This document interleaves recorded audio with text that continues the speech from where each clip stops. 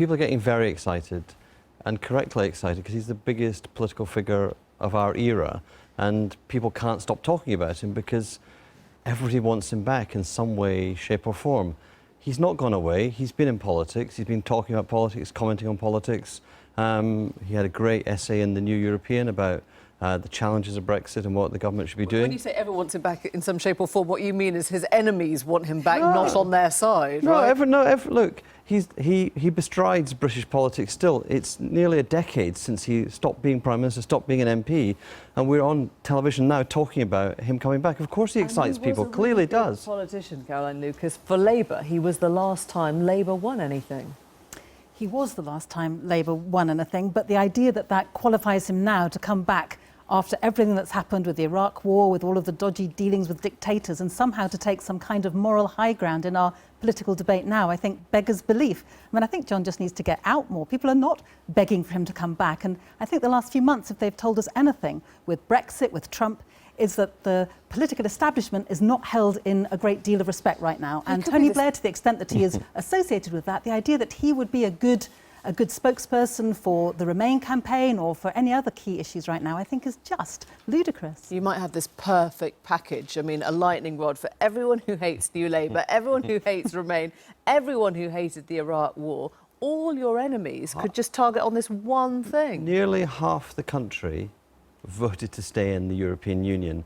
And there are millions of people thinking about the vote now. Car workers didn't vote for tariffs. And you did, Caroline. Wouldn't you like to have a strong voice like that? It's Tim Farron or Tony Blair. I would love to have a voice, but I would not want it to be Tony Blair, because what John doesn't recognise is that the message that Tony Blair gives might not be the problem, but the messenger is. He is fundamentally contaminated, and it is quite extraordinary, really, that people like yourself just don't see that. You know, get out there in the real world. People are not talking about Tony Blair in anything other than incredibly regretful terms, because they realise that this is just such a lost opportunity. He could have been a wonderful advocate, but he is fatally compromised and fatally contaminated. We have a Prime Minister who's not up to the job. We've got a leader of the opposition whose ambition is to make the Labour Party an ultra-left sect. And we've got Tim Farron representing the centre ground. The place is begging for a figure of the size and quality, vision and oratory of Tony Blair. Someone who is known for lying, someone who's taken the country to an illegal and immoral war on a false prospectus. Is that what the situation is crying out for? Absolutely not. Does that tell you how... Tells me what the Greens think, and it's just absolute abuse. It's ridiculous abuse, and what I expect from Caroline, but ridiculous nonsense. Does that tell you how empty the ground is then? If somebody who, you know, from Caroline Lucas's perspective... Yeah, but from the perspective of a strong voice for Brexit, you would presumably welcome it, but couldn't even tolerate the thought of it for Remain. Caroline Lucas represents a strand of politics way to the left of the Labour Party, even to the left, and more destructive than John McDonnell and Jeremy Corbyn. Tony Blair has merely said, and he got great excitement by doing this, by saying the vast bulk of British people are unrepresented in modern politics. At the moment, there's no voice. The opposition is terrible. I think there is some truth in that, but the idea, I come back to the idea that Tony Blair is the person to fill that space, I think is absolutely wrong. And I think you've got the Greens, you've got the Lib Dems, you've got the Nationalists, you've got some in Labour at least, who are doing their very best to fill that space. Senses, post-Chilcot, presumably, he thought, you know, if you like, the boil would be lanced. It was time to carry on. He's done his 2-hour press conference, mea culpa, he's got to move forward now. Are you saying that there is no space in which he can now move forward?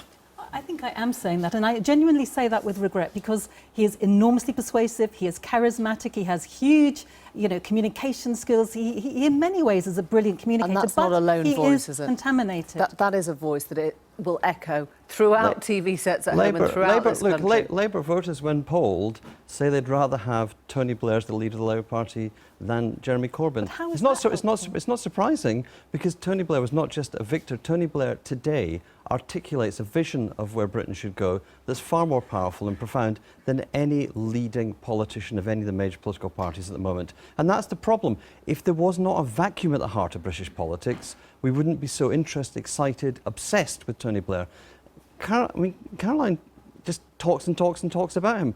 I haven't talked about him for ages until I was asked to come. Believe me, I don't. Talk on and on and on about Tony. He fascinates them. But what because you he's a global Out in the figure. real But what you world. are both saying is, from a Remainers' perspective, the job is not being done properly for you, right? I Not think by it's a anybody great in the House shame of that Commons. Labour No is- one in the House of Commons I does it. disagree with you about that. I think it is a great shame that Labour is not united on this, and I think Labour should be making a much stronger case to be holding the government to account when it comes to a meaningful I vote, agree for with that. example, on Article 50, when it comes to, I think we should have a vote on the terms. And Tony Blair is the only person who can do this. But that is now? where I disagree No, with him.